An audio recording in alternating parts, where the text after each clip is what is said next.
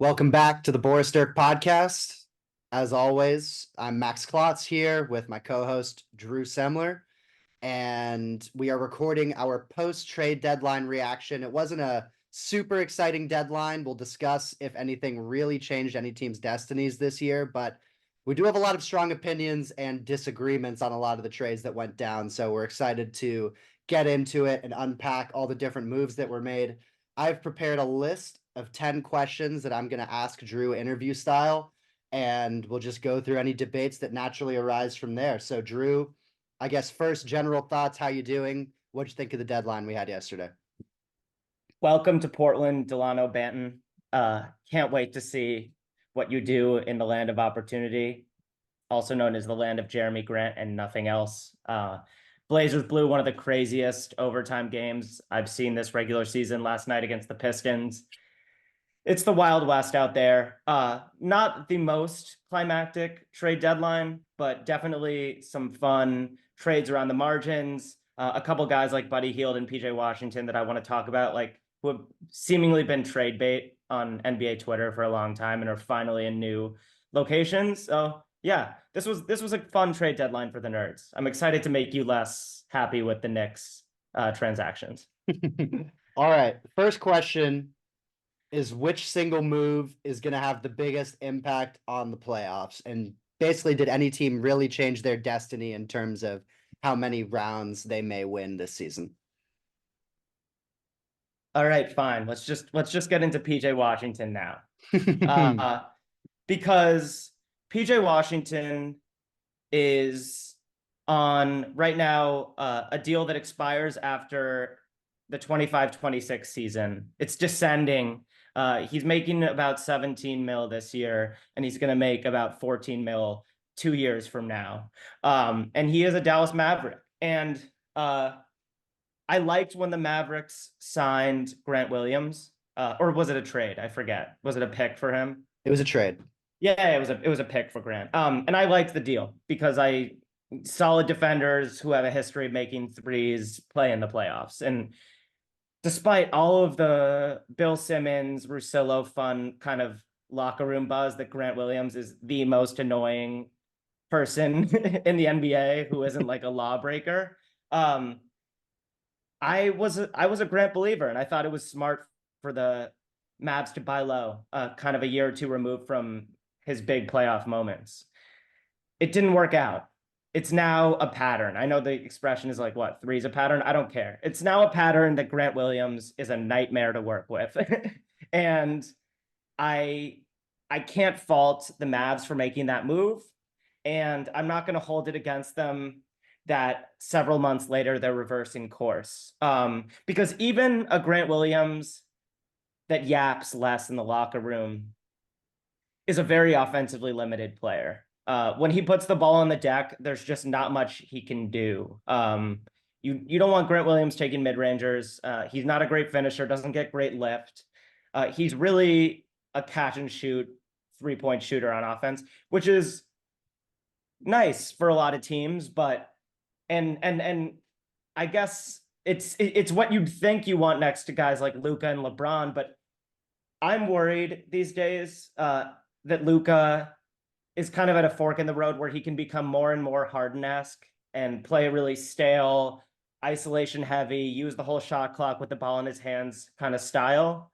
Or you can surround him with guys that have more juice off the dribble and can not only catch and shoot, but attack closeouts and have a response to the defense's initial reaction to a kick out. And I think PJ Washington is just way more qualified to do that than Grant Williams. I think I'm not out here claiming PJ has an elite driving game, but I just think the one dribble to a mid-range pull-up, the occasional back to the basket stuff he can do. I'm really excited to see what he'll look like as a screener for them, as a pick and pop guy. Just like you give PJ Washington the ball on the second side and the defense rotates over to him. He has way more in his tool bag than Grant Williams, and he's getting paid about the same money. I know you're going to bring up the draft capital that they used to get PJ Washington. But just give me your thoughts on that before I go for 10 minutes. Sure. Okay, objectively in a vacuum, PJ Washington is better for Dallas than Grant Williams is. It's certainly an indictment on the original Grant Williams deal, which, by the way, included an unprotected first round pick swap in 2030 with San Antonio. Like 6 years from now, that pick very well could be going to San Antonio. PJ Washington's certainly better. He's a little bit more versatile.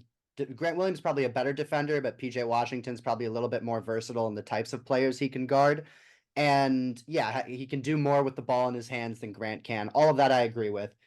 But at the same time, they traded a almost unprotected, top 2 protected 2027 first round pick for him.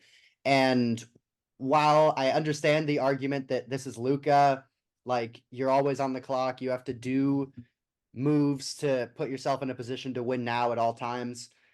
I don't mind the idea of trading away your first round picks, but I think there's a lot of opportunity cost to trading away one of the last picks they can trade. Like they traded to get PJ Washington and Gafford, they traded 2 first round picks, and one was a swap, which they turned into a pick that they sent for Gafford, and then the other was basically this unprotected 2027 pick. Now they basically don't have any more first round picks to trade. They're going to be able to trade like at the time of the draft, one in either 2025 or 2026. But next deadline rolls around. Let's say there's some really high quality starters that are on the market. They're not going to be able to trade anything to go get them. And PJ Washington is a fine player. He's a solid player, better than Grant Williams, but I just don't think he's that much of a needle mover. Like he's not an above average Yeah. starting forward. He might not be, yeah, he's not an average starting forward, probably. Maybe he's average, but I'm sure you could, if we went through the list of the starting forwards in the league, he probably wouldn't be in the top, 20 or 30. So I agree it makes them better, but I don't see getting PJ Washington and Daniel Gafford as changing their destiny all that much. Maybe it makes them more competitive in a series. I think, it's the combination of Luka and Kyrie they're going to live and die with. You were saying to me over text, do you think this roster is better than the one that went to the West Finals a couple years ago? And I'm not sure if that's true. Also, the West is better than it was then, but I don't know. Would you take Agree with you on that. I agree the West is stronger. The fact that PJ has exploded for 40 plus a few times in the last season or so like counts for something. It's not, and he's not an empty calories guy because he doesn't need the ball in his hands, and like you said, has shown some switchability. I think I'd probably prefer Grant as a defender, just for his size and tenacity. But also PJ's been docked in Charlotte for a while. Like, wouldn't be surprised if he uh ratchets up the defense a little bit with less offensive burden.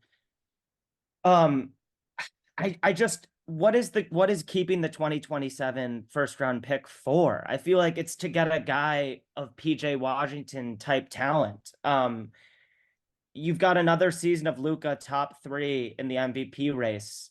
You need to operate as though Luka is a Mav in 2027, or else like you've already kind of lost the war.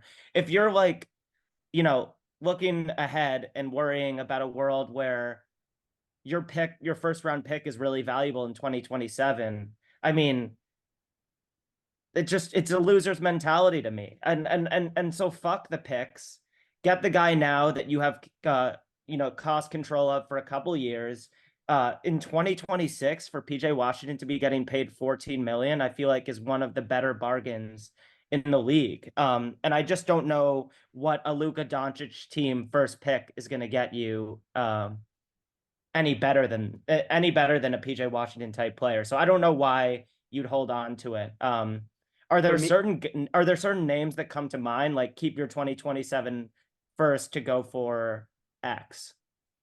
I'm just thinking about trades where you need to be able to have more than one first round pick available. Like, if the Bulls finally decide they're done with whatever they're doing and they decide to trade Alex Caruso, one first round pick's not going to get it done in that situation. Like for these really high quality role player type starters, or like if you want to go get Dorian Finney Smith, who I guess they were asking for 2 first round picks, which is kind of outrageous. But for those high level starters, you need multiple first round picks to be able to trade.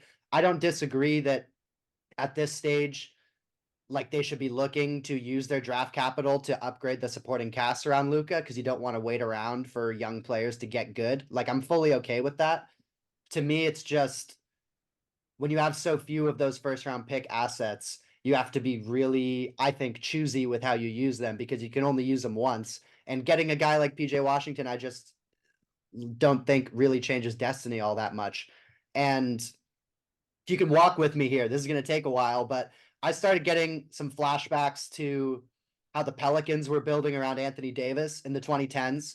And I was looking through their trade history where they traded their first round pick every year from 2013 to 2018. And it led to them just hemorrhaging young talent and eventually having nothing left around Anthony Davis. So in 2013, they traded their pick that year and the next year for Drew Holiday, which that was a good trade. 2015, they traded their first for Omer Asik. That was a horrible trade. 2016, the Pelicans drafted Buddy Hield, and then the next season traded Buddy Hield and their 2017 first for DeMarcus Cousins. These are all like trades. The Omer Asik one's reprehensible, but the other ones are like they made sense at the time. 2018, they trade their first for Nikola Mirotic. It's just all of these trades where you're hemorrhaging draft capital and young assets to bring in like middling veterans, Drew Holiday aside, to try to compete now, it just leaves the cupboard extremely barren with no avenues to upgrade the team. And while I do think PJ Washington and Daniel Gafford make the Mavericks better today than they were yesterday, I just don't think that that upgrade is worth hemorrhaging whatever the opportunity for those picks was down the line. And then you'll get to a point where it's like you've got Luka, you've got an aging Kyrie. Luckily, they tanked last year and got Lively and Omax because if they didn't have Lively, this situation would look extremely bleak from an assets perspective. But yeah, I don't know. Just seeing them trade all these picks away, the 2030 pick swap for Grant Williams, that's out the door. 2029 first for Kyrie, that's gone. 2028 unprotected swap for Daniel Gafford. 2027 almost unprotected first for PJ Washington. Yeah. 2021, their first went to the Knicks. Their first is going to the Knicks this year. So they have their 2025 and 26 picks and didn't get an ounce of draft capital out of losing either Porzingis or Brunson.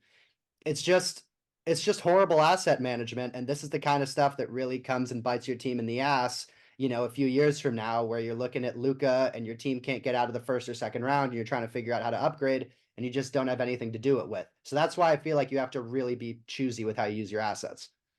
I fundamentally believe, though, that there is a ceiling to the extreme heliocentric Harden ball. And it's hard to convince Luka to play selflessly, stir the drink, if the guys around him are all Dorian Finney-Smiths, Reggie Bullocks, Seth Currys. So I do think it's more pressing. I think it was super pressing for Dallas to get guys around Luka who can put the ball on the deck and don't sacrifice shooting. And that's why I really like it. Gafford is just a more ready Derek Lively archetype. So like that works. Obviously, we know anyone who likes catching lobs is going to thrive next to Luka. Just protect the rim and catch lobs. You'll make a lot of money, Daniel Gafford. But for PJ, it's like you keep the 3-and-D-ness and just add a little bit of creation to your arsenal, and I think that's underratedly huge. Yeah, and if you lose Luka before 2027, you have way bigger problems. But I'm low on draft picks in 2024. I keep saying it. Fair. All right, let's move to the next question. For the record, my answer for which move had the single biggest impact in swinging a playoff series would probably be none, but Yeah. maybe I could make you could make an argument for, honestly, if Gordon Hayward stays healthy, I think he can really help Oklahoma City. I know a lot of Thunder fans are not super pumped about that trade, but I think like if a healthy ideal version of Gordon Hayward instead of Josh Giddey in that lineup fits really well. I think Royce O'Neal's a good pickup for the Suns if they want to just throw out an all wings lineup. I'm sure we'll talk about the Knicks at some point, so I'll save them. But I'll move on to question 2. Which team do you think had the biggest missed opportunity at the trade deadline, either by doing nothing or by not making a trade for someone else that was traded that seems like would have fit them well? Yeah.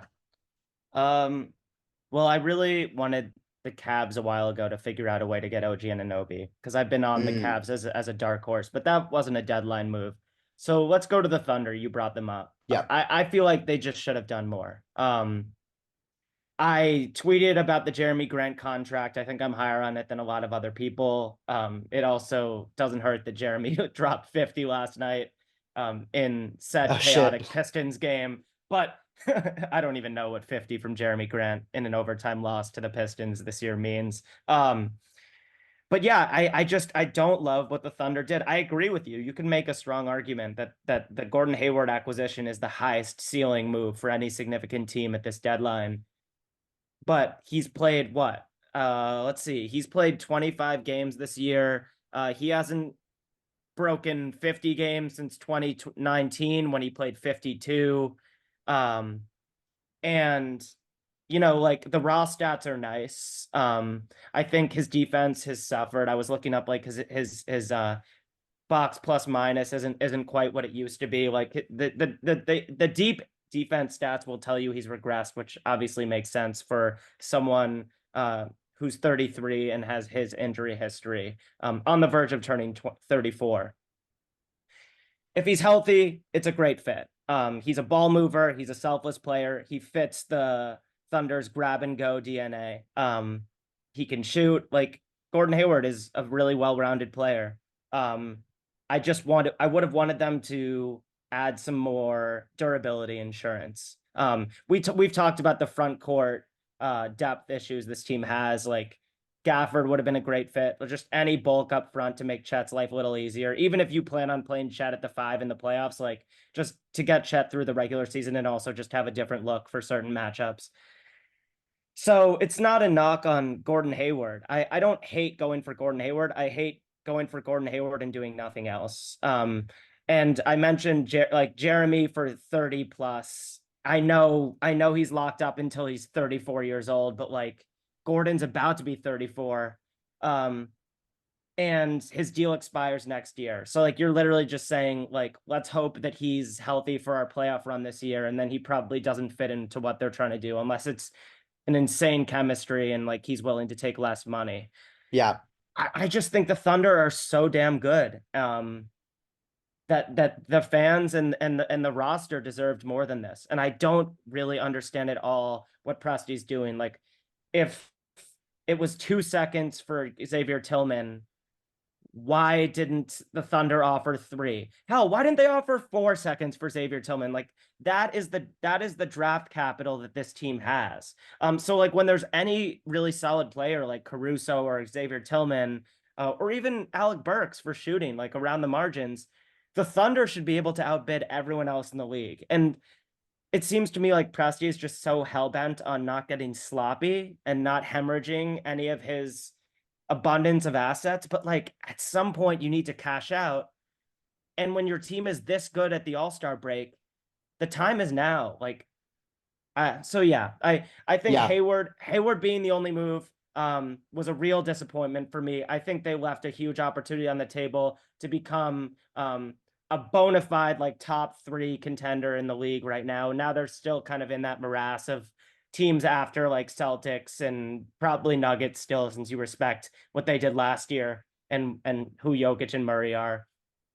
Yeah. I just and I really love Micic also. That's another thing. Like Micic was coming on for them. He was a slow burn. It took him a little while to adjust to the NBA game, but like I'm not sure the marginal gain from Micic to Hayward, even if Hayward is healthy, is all that crazy. For me, I think it's seeing what that Tillman went for 2 seconds. I think he would have been a perfect fit to kind of be a better version of big Jalen Williams for them. And Kelly Olynyk went for a first in this year's draft. I don't totally understand what Toronto's doing. We'll get to them, but I feel like they could have gotten Kelly Olynyk. I feel like a lot of teams could have gotten Kelly Olynyk, and he would be super helpful for them. And I think, he'd be a perfect like big body for them to put next to Chet, but can also dribble, pass, and shoot from the 4 or 5 spot in a way that really fits their system. So I would have really liked for them to outbid for either one of those guys, Tillman or Olynyk, because I think those were 2 of the sort of more under the radar, higher impact guys that got moved at the deadline, and they both went to, well, Kelly went to a situation where unfortunately he's not going to be playing competitive basketball. Tillman we'll get to later, but yeah. Yeah. It's just like how did guys we know can play a few minutes in the playoffs at least, like Olynyk, like Bruce Brown, how did they end up on teams that are not going to play in the postseason? Yeah. I I really thought that Presti should just go and vacuum all of that talent. What are the picks for? I'm really starting to wonder what the hell are the picks for? Because if your argument is we can't trade for Jeremy Grant and owe that guy 30 plus for the next few years with the young stars that we want to pay max contracts to. One, I'm not even sure that's true because like I tweeted, Jeremy's 36 million at the end of his contract in a couple of years, in 4 years, sorry, is not gonna be 36 in 2024. It's a lot less money. It's more like 25 today. It's actually kind of comparable to Bruce Brown's annual salary. And so I don't know if it's like, they want to go and get a superstar. Like they're looking at Paul George's contract and thinking, can we lure one of these like future Hall of Famers into our like, budding dynasty they've got with all their young talent.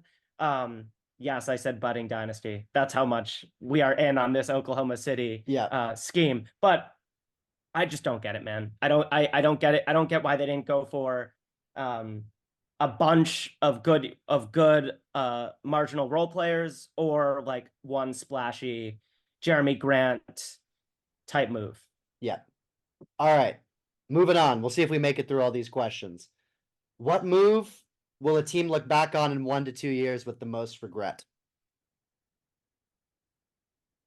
I want to be dramatic, but I don't think that there is a move that will be so regretted this year. Like if Gordon Hayward's calf gets worse and he doesn't play in the playoffs, like I'm not sure Micic was going to play in the playoffs anyway. Trey Mann wasn't going to play in the playoffs. So, I mean, I don't know. Maybe Grimes goes to Detroit and turns into Dante DiVincenzo from behind the 3-point line. There isn't, nothing screams future regret to me. I will say, I think that the Knicks got a little bit carried away, and I'm not going to make a big deal of this. I was making fun of you earlier. Like, I don't think this was a tragic set of transactions by any stretch. And I'd rather have Bojan and Alec Burks on my roster than Grimes, like in a vacuum, for sure. But Bojan for 20 million next year and Alec Burks, I guess, expiring at the end of the year.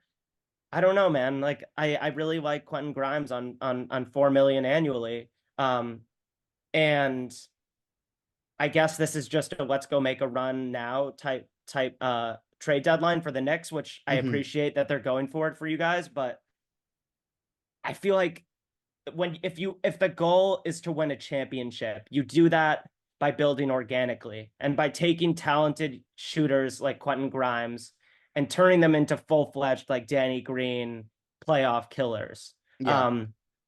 So I think that this sort of artificial infusion of veteran stability, it might make them win one more series than they would have won this year, and maybe that's all that matters. But I think it just Knicks, it hurts the championship potential long term, just a tiny bit. Yeah. I think the approach.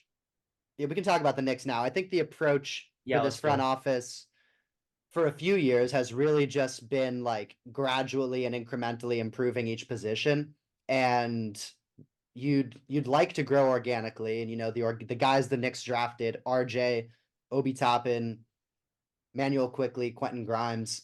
You'd like, ideally as a fan, for like the guys you drafted to be the core of your team going forward, but the Knicks kind of upgraded they did upgrade at every one of those positions in a way where none of those guys, at the idealized version of the team would have been like the best options. Quickley was never going to be a starting point guard for the Knicks because they signed Jalen Brunson, and they didn't draft him, but they did sign him young. and he's going to be on the team for, hopefully the rest of his career, and has turned into like a franchise great for them. They drafted Quentin Grimes to be the 2. I went into this year thinking he was going to be our starting shooting guard. You were telling me Dante's definitely better than him. And Cha-ching! and you were right. Dante is definitely better than Quentin Grimes. And, the idealized version of Quentin Grimes is maybe a similar caliber player to Dante in the way that Dante's been this year, but Right. is pretty redundant. And same thing with RJ, where you turn him into OG Anunoby, the team's gotten drastically better. But also, like, I'm not knocking that. I'm knocking trading Grimes for a soon to be 36-year-old yeah. Like, OG is literally younger than Brunson. So like and Brunson is obviously the eye of this storm. Like, OG trade was an A+. No matter what happens from here on out. If OG tears his Achilles, the trade was awesome. Hey. Sorry, that was aggressive. So I think the other motivation with this trade is the clear vision from Leon Rose, the front office, since they took over, was build a team that's competitive, make New York a desirable location, trade for a disgruntled star. That's just sort of been the vision from day one. Having Brunson and Randall, who, for all Randall's faults, is still by definition an all NBA player, having 2 all NBA players making $25 million or less for the next 2-3 years gives you the flexibility to give other guys bigger contracts. And then when you're trading for these stars, especially in the new, more stringent CBA rules, you need to be able to stack up contracts to get to that $40 million figure or whatnot. So I think a large impetus for this, and the Fred Katz, who's great Knicks beat reporters, reported on this. They're losing the Evan Fournier piece at the end of the year, which is an $18 million piece of contract. And by the rules of the new CBA, if they lose that, then they're not going to have, and they're over the cap, they're not going to have that $18 million piece to be able to trade in whatever future moves they want to make. So I think they saw it as both increase our bench scoring for this year and in the future with Burks and Bogdanovich. And now they have one of the stronger bench units in the league between Burks, Hart, Bogdanovich, whichever center they don't start between Mitchell Robinson and Hartenstein, Precious Achiuwa, Miles McBride, whoever you want for the 5th guy. And then at the same time, next year or over the summer, if they want to make that trade for a big contract guy, they can throw in Bogdanovich, who's making 19 million and is still a solid player, but for the other team, it can be expiring, so they'll have cap space over the summer.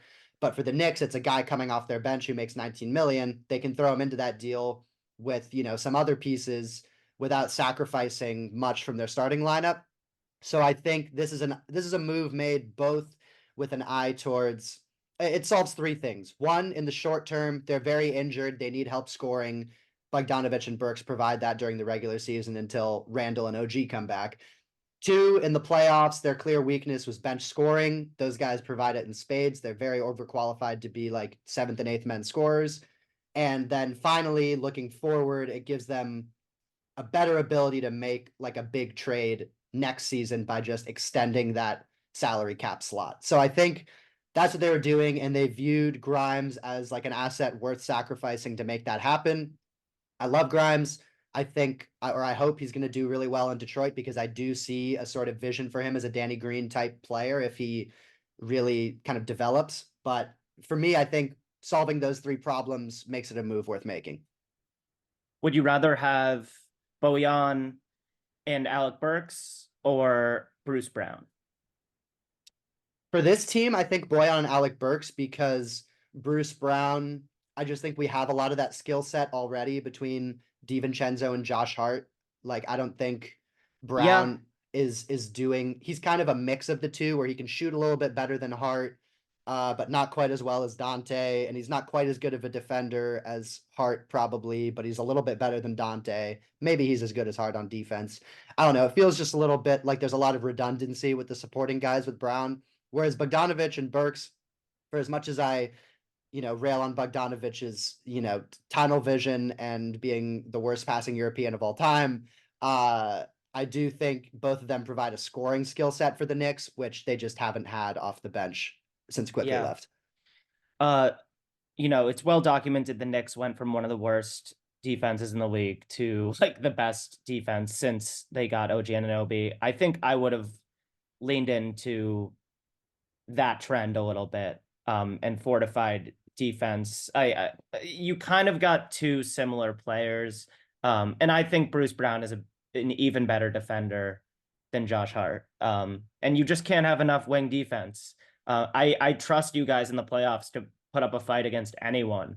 But now DiVincenzo has made himself a must play, and like the apex wings, like Tatum and Giannis, and Embiid, if he comes back, not a wing, but if he manages to play again this year, like they feast on teams that play guys the size of Brunson and DiVincenzo at the same time. And it's a lot to ask of OG. And he's been doing it in the regular season, but obviously things only get harder the further you go. And you've said yourself that you really like the Knicks in any playoff matchup where they can, quote, bully. Well, you just brought in two kind of offensive finesse players that don't help the bullying qualities of your more physical team.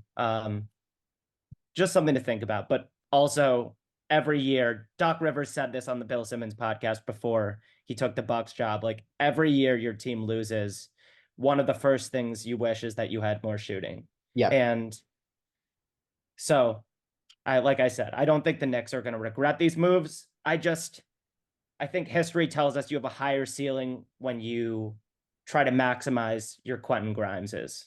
Yeah. And I think the shooting gives them more flexibility too. Like now, if once they're fully healthy, they can, if they want, they can throw out a lineup where just like Brunson can run spread pick and roll with Mitchell Robinson, with OG, Alec Burks, and Bogdanovich spacing the floor. Like they have that look, which they didn't have that before. Or they can, their starters are pretty set in stone. So I don't know. I really like what the Knicks did at the deadline. I probably think they fared the best of any of the teams that made moves. But Grimes, I loved Grimes, and I hope he does well. Yep. Great draft pick for the Knicks. They've give the Knicks draft team some credit. I mean, it's been a lot of good picks the last couple of years. Deuce McBride has come on. We've talked about him a little bit, but yeah, it seems like the Knicks have hit a lot of later draft picks recently. Yeah. All right. Most inexplicable move. Do you have one? Most inexplicable move. I guess the Raptors getting Kelly Olynyk. For me, I don't. We shouldn't even dwell on it. I just don't really get it. Yeah, this can be quick. I don't hate it. I just don't understand it. Like, it was a first round pick for Kelly Olynyk and Ochai Agbaji. I really liked Agbaji in the draft. I think he's got real shooting potential at the worst, or a realistic mid ceiling. He can turn into something like Malik Beasley has been this year. Which is a valuable rotation player. So I think he's got that in him. Kelly Olynyk, I love. Maybe they'll try to flip him down the line, but I just don't really understand what they're doing. Masai probably still gets the benefit of the doubt, but it's been a weird few years of transactions for them. Agreed. All right. Best move. That's kind of similar to did anyone change their destiny? Would you say Dallas for best move? I would say just Gafford and PJ Washington. I know you talked about kind of emptying the draft capital cabinets. They didn't have a ton of draft capital, and I don't think that it was all that damaging to their future. Nothing matters if Luka leaves, and if Luka doesn't leave, your picks aren't that valuable. Okay. So I'm gonna say Dallas, and I'm surprised by how many people are dogging on Dallas. Like, you're not alone. And I'm also surprised by guys like Zach Lowe saying the Knicks are behaving like the smartest team in the league. That's why this deadline was exciting to me, because I feel like I disagree with those two common takes. Yeah, it seems, especially on Dallas, there's a lot of disagreement I've seen, like very strongly in both directions. I would say Knicks for best move. Okay. Under the radar move you feel strongly about, either positively or negatively, but like a guy who kind of under the radar that you think could actually make a difference. I mean, I'm not going to go into Jaden Springer. That would be too niche. And I don't think he's going to play because the Celtics have the best roster, but I love Jaden Springer. Always have. Had a first round grade on him. Let's see. I don't know. Can Pat Beverly do something for the Bucks locker room? Like, Pat Bev just tweeted that he needs campaign to get through his physical already. So because he wants to play tonight, #fear the deer. And I'm not sure. what version of Pat Bev you're getting in the playoffs in 2024. But he's better than Campaign. I know that for sure. So Yeah. just want to shout out the energy he brings to that locker room. I think a move that I'm not really sure what to make of is Buddy Hield to the Sixers. We haven't talked about that yet. Like I just I've never really known how to make sense of Buddy's game or how to value him. I feel like I've struggled with that for a while. Insane movement shooter, shoots every year. Like it didn't take him a Dante DiVincenzo number of years to become one of the best shooters of all time. Um, a known liability on defense, obviously an awesome pressure release valve for all of the Sixers talent. But that's a move you make if you think Embiid is coming back. And I respect that they got him in case Embiid comes back. That's like a winning mentality that as a Sixers fan, I could not hate. Yeah, but I just wonder is what he brings them on offense way more impactful than the ways he'll hurt them on the wings. Yeah. Yeah, I had another question about the Sixers just because I found that Buddy acquisition very interesting as well. Real quick on the under radar moves for me, I like the Timberwolves getting Monte Morris. I think they needed kind of someone to steady them when Mike Conley was off the floor, and he's one of the best backup point guards in the game. The Pistons were something like 16 and a half points better with him on the court than off the court this year. And he made a big difference for them when he came back. And then we've covered Xavier Tillman many, many times in this podcast. Yeah. We hate that Boston got him. He's the perfect Horford Porzingis insurance. If it's a Boston Denver finals, he's going to play a lot, I think, and be used against Jokic. And yeah, the rich got richer there. But on the Sixers thing, I was wondering looking at that, like, does that mean they think Joel's coming back this year? Does that mean they don't think Joel's coming back? I feel like to me, it makes me think they do think Joel is coming back because Buddy's expiring at the end of this year. Right. And if they're giving up assets just to get someone who's not going to be on the team in 3 months, you don't do that if you don't expect Joel to be back, unless they're planning on, they probably are planning on resigning him, but that makes me think they do expect Joel back. And that's an interesting dynamic to their team that they haven't had since JJ Redick, really. And JJ Redick and Joel had really good chemistry on sort of the dribble handoffs for threes. Seth Curry as well back in the day. So yeah, if Joel does come back, I'm very curious to see how that looks with Buddy. Yeah, and I like that now they can kind of toggle between different looks. You want to max out shooting. I mean, Maxey and Buddy Hield together is a nightmare. That's a lot of cardio for opposing defenses. And Melton's going to come back if you want to play a more defensively oriented lineup. So just interesting to see them add playoff versatility. And if sadly Embiid can't make it back, then Buddy's gone, and that's fine too. All right, I've got 3 questions left. Okay, let's do it. Can any buyout guy swing a playoff series? And the buyout guys are like Marcus Morris, Spencer Dinwiddie, Kyle Lowry, Killian Hayes. Don't know if there's anyone else of that much consequence. I don't even know if Killian Hayes is of that much consequence. But it's basically is Spencer Dinwiddie swinging a playoff series if like the Lakers sign him or Dallas signs him. Oh, I had some newfound love for Spencer Dinwiddie's game when he was part of that Mavs conference finals run. That game 7 against Phoenix, he went absolutely off. You just need guys that can get you 16 out of nowhere in a playoff game, who can create for others, who aren't wet blankets on defense. And he did all of that for the Mavs. It seems like his integrity as a player is just really eroded in a shitty situation. He's clapping back on Twitter at people making fun of his sub 40% field goal percentage. The true shooting isn't all that much better. We've been talking about this on the pod a little bit. It's really hard to know what to make of Washington Wizards right now. It's just like Kuzma's name was tossed around a lot in trade rumors.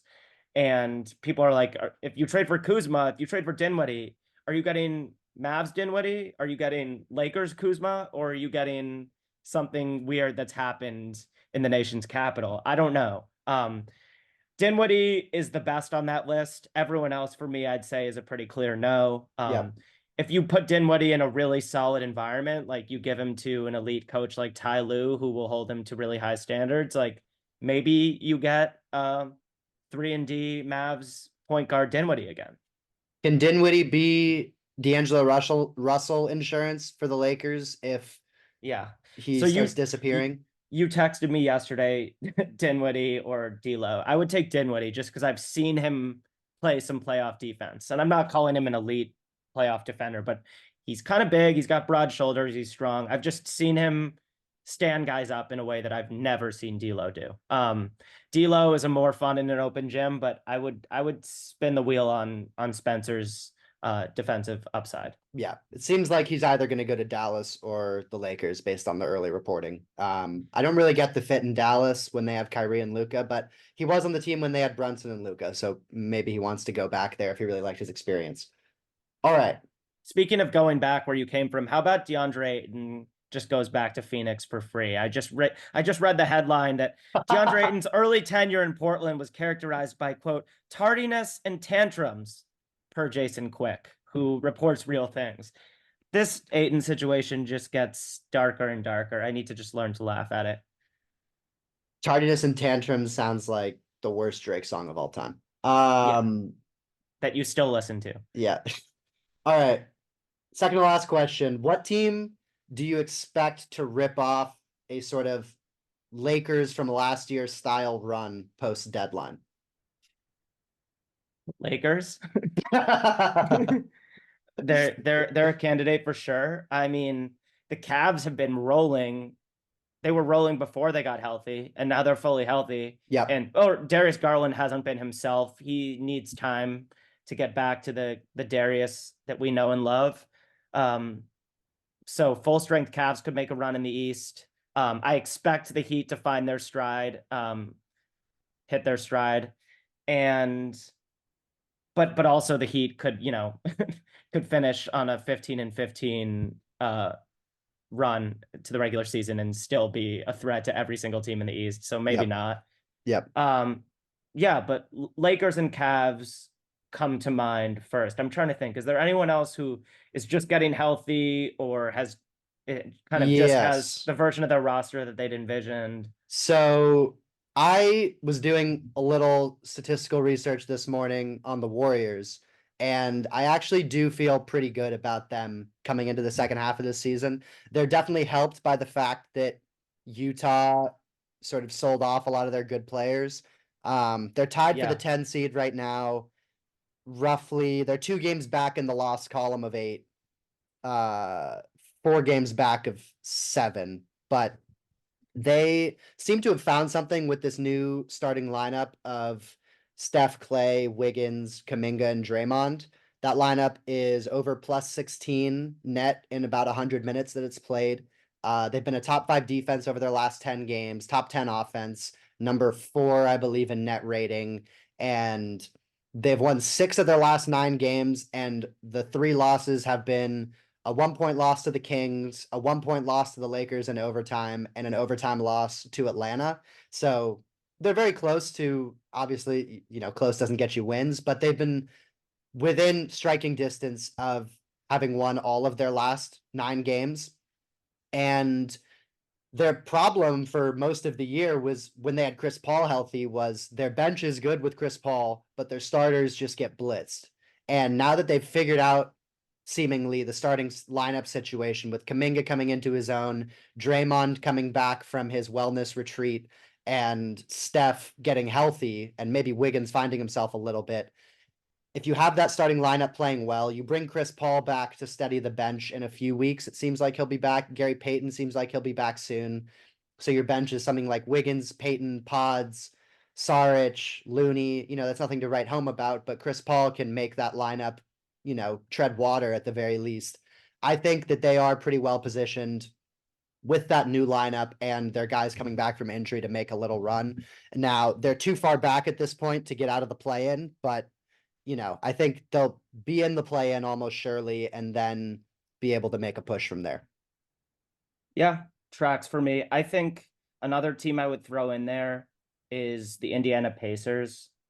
They're just deep. They're a really strong regular season team, and I think if Halliburton can get to 100%, that team could start rattling off wins, um, and be closer to that top four group than they are today at sixth in the East. Like I expect the Pacers to overtake the Embiid-less Sixers, Yeah, and be kind of closer to the Knicks um, than they are today. man, a 4-5 Knicks Pacers series in the first round would just be absolutely electric because, I mean, first of all, there's the historic rivalry between those two teams, but also it seems like recently they've started in their recent games, they've started to develop a real kind of annoyance for each other. And they're also just completely opposite styles with the Pacers kind of, you know, circus, inflated numbers, high pace offense that they have, and the Knicks just being like a team time traveled from 2002, basically.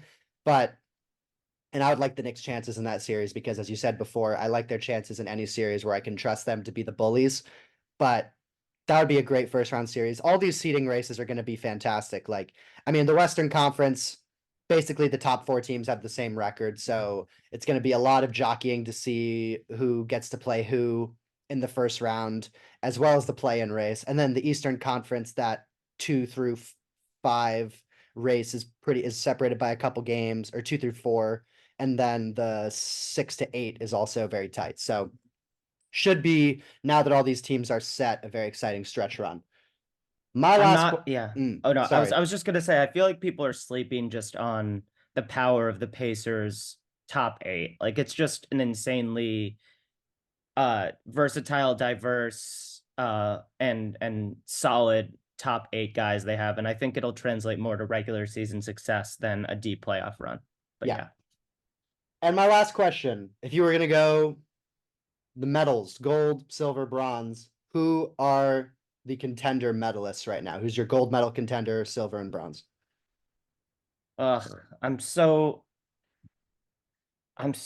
sad to say this. Oh, I think this is the first time I'm ever gonna say on the pod no, that the Celtics have the no, gold medal. no. Uh, um, it's just they've just been rolling, and I mean, actually, they're 7-3 in their last 10.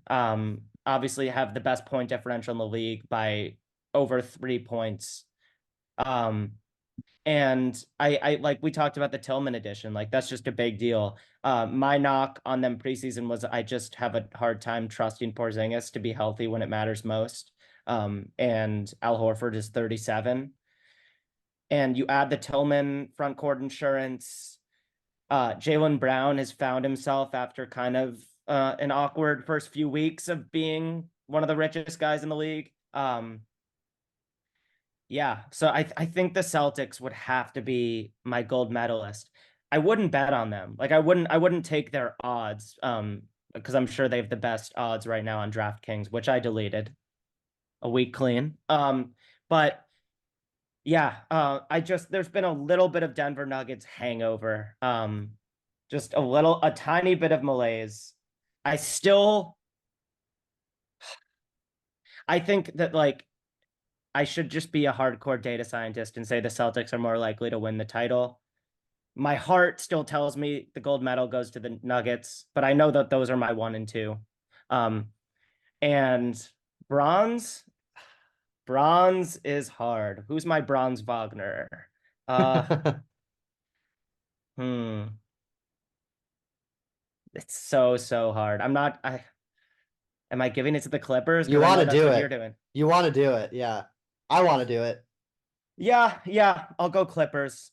Respect to Kawhi, who, if healthy, is one of the few guys who can take a team to the promised land. And Yep. obviously, there's so much more to that team at this point, too. I have the same 3 teams. I'd say Denver gold, Boston silver, just because of, Tillman definitely helps in the big situation. And I hate that on our, like, what is each contender's dream trade deadline? We were like, oh, maybe Boston adds some big insurance. And they went and got our favorite big insurance in the league in Xavier Tillman. It's almost like Brad Stevens is a really good GM. And then the Clippers, I'd have them third because I think if we're just talking, Kawhi's looking as good as he's looked in, certainly since 2019, possibly since 2017, when I think he probably should have won MVP. But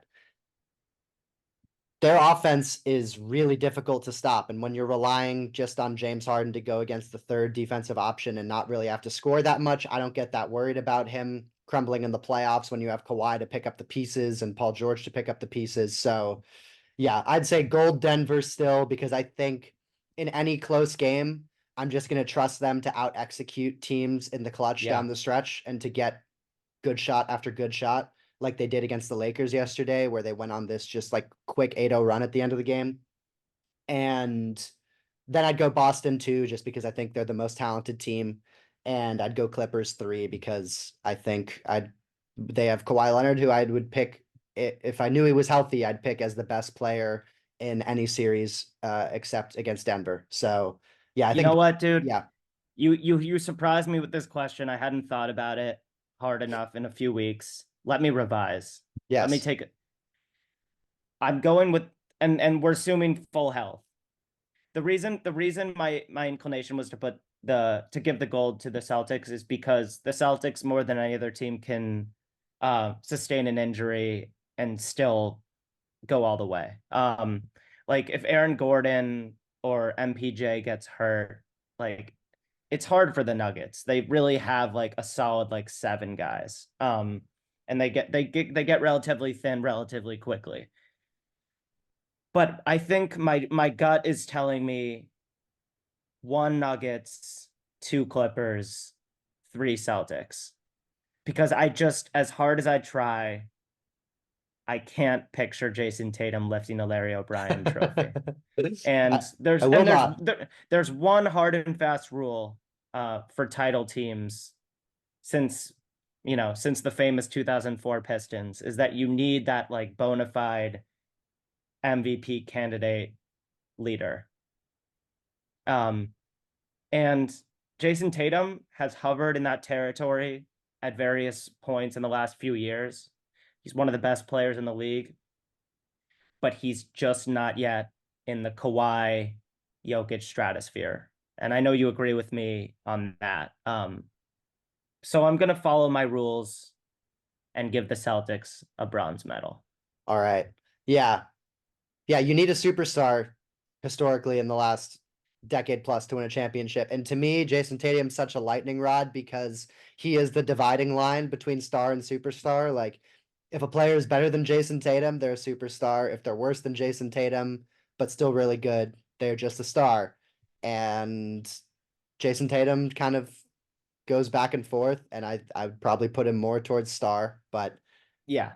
But what scares me is that, and what I was thinking before, is that if every team in the league loses their third best player, the Celtics win the title. But mhm. I'm going to take the full health Clippers and Nuggets over this Boston team, because you can only play 5 guys. All right.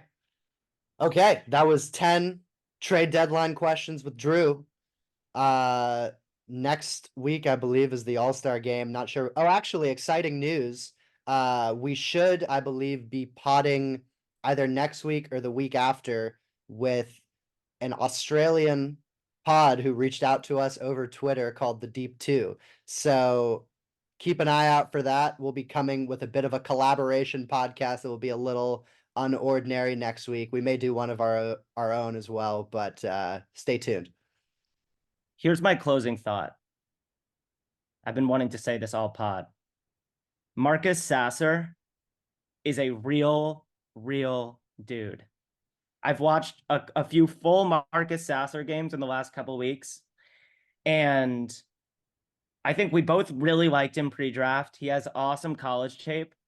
We were a little bit worried about how his size and athleticism combo would translate to the best league in the world. It translates. Like, he has a Darius Garland type body. And like Darius, is able to get to his spots without having um, elite an elite vertical leap, absolutely elite quickness. He just understands how to change speeds, and he is an elite shooter.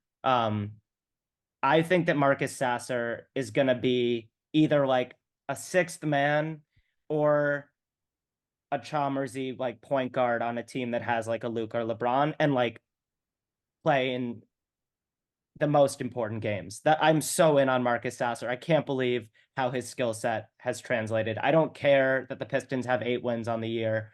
I've seen enough. That guy, he's my new DiVincenzo. Yeah, I know things are bleak for Detroit, but I've never seen a team so bad with so many players that I like so Yeah.